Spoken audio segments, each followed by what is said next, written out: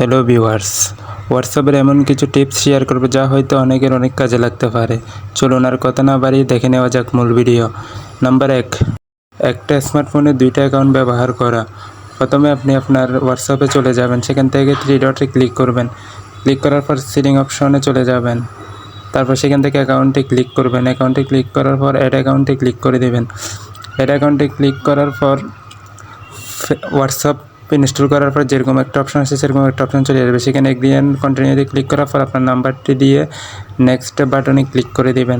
তারপর আপনার নতুন একটি হোয়াটসঅ্যাপ ওপেন হয়ে যাবে। আমরা অনেক সময় কী করি, যখন কাউকে কোনো ছবি পাঠাই ছবিটা ফেটে যায়, ঝাপসা হয়ে যায়। তাই আজ আমরা দেখব কীভাবে এইচডি কোয়ালিটির ছবি পাঠানো যায়।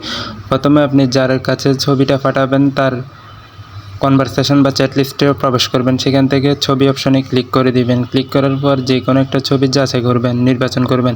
যেমন ধরুন আপনি এই ছবিটা আপনার বন্ধুকে বা কাউকে পাঠাবেন, সেই ছবির উপর ক্লিক করে দিবেন। ক্লিক করার পর আপনি দেখতে পারেন উপর একটা এইচডি আইকন রয়েছে। এইচডি আইকনে ক্লিক করার পর দেখবেন এইচডি কোয়ালিটি, এখানে ক্লিক করে দিবেন। তারপর সেন্ড করে দিবেন। আপনার ছবিটা আর কোনো ফাটবে না বা ঝাপসা হয়ে যাবে না। আমরা অনেক সময় আমাদের বন্ধু বা আত্মীয়স্বজনকে ভুল মেসেজ পাঠিয়ে দিয়ে থাকি, তখন সেটা ডিলিট করলে সে দেখতে পায় যে আপনি কিছু একটা ডিলিট করছেন। তাই আর সে ডিলিট করার প্রয়োজন নেই। আপনি যে কোনো মেসেজ পাঠিয়েছেন তা যদি সংশোধন করার ইচ্ছা হয় আপনি অনায়াসে সংশোধন করতে পারবেন, অর্থাৎ আপনি এডিট করে সেটাকে সংশোধন করে পাঠাতে পারবেন। তো মনে করেন আপনি এই মেসেজটা পাঠিয়েছেন, এখানেও আপনার মনে হচ্ছে কিছু একটা ভুল আছে, আপনি কী করবেন, সেটার উপর ক্লিক করে ধরে রাখবেন। তারপর 3 ডট অপশানে ক্লিক করে এডিট অপশানে ক্লিক করে দিবেন। ক্লিক করার পর আপনার যেটুকু অংশ প্রয়োজন বাদ দেওয়ার সেটুকু অংশ বাদ দিয়ে দিবেন, যেটুকু দরকার সেটুকু পাঠাতে পারবেন। হোয়াটসঅ্যাপে এমন একটা সেটিং রয়েছে, আপনি চাইলে ওয়ান টাইম ছবি আপনার বন্ধুকে শেয়ার করতে পারবেন, অর্থাৎ আপনি ছবিটা পাঠাবেন সে একবার দেখতে পারবে আর দ্বিতীয়বার দেখতে পারবে না।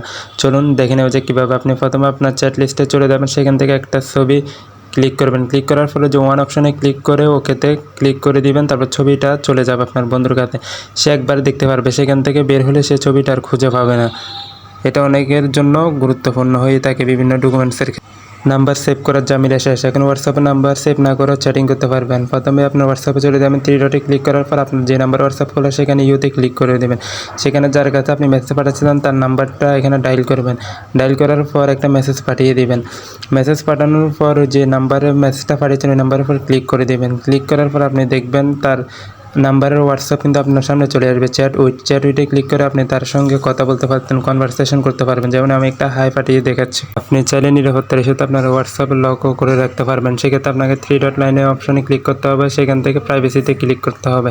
প্রাইভেসিতে ক্লিক করার পর অ্যাপ লকে চলে যাবেন, সেখান থেকে আনলক উইথ বায়োমেট্রিকে ক্লিক করবেন। তারপর আপনি আপনার ফিঙ্গারপ্রিন্ট দিয়ে দিবেন। ফিঙ্গারপ্রিন্ট দেওয়ার পর ইমিডিয়েটলিতে ক্লিক করে দিবেন। ক্লিক করার পর আপনি আপনার হোয়াটসঅ্যাপ থেকে যখন বের হয়ে যাবেন, পুনরায় যখন আপনি আপনার হোয়াটসঅ্যাপে প্রবেশ করবেন তখন কিন্তু আপনাকে ফিঙ্গারপ্রিন্ট অথবা স্ক্রিন লক দিয়ে প্রবেশ করতে হবে। এই যে আমি আপনাদেরকে দেখাচ্ছি, আমার ফিঙ্গারপ্রিন্ট দিয়ে কিন্তু আমি আমার হোয়াটসঅ্যাপে ঢুকতে হচ্ছে। আপনি হোয়াটসঅ্যাপে থাকলেও আপনার বন্ধুরাও বুঝবে না আপনি অনলাইনে আছেন। তার জন্য আপনাকে করতে হবে, প্রথমে হোয়াটসঅ্যাপে যেতে হবে, সেখান থেকে 3 ডট লাইনে ক্লিক করতে হবে। তারপর প্রাইভেসিতে ক্লিক করতে হবে। সেখান থেকে আপনি কী করবেন, লাস্ট সিন অ্যান্ড অনলাইনে ক্লিক করবেন। অনলাইনে ক্লিক করার পর দেখেন আমাদের এখানে এভরিওয়ান, অর্থাৎ সবাই বুঝতে পারবে আমরা এই মতো হোয়াটসঅ্যাপে আছি।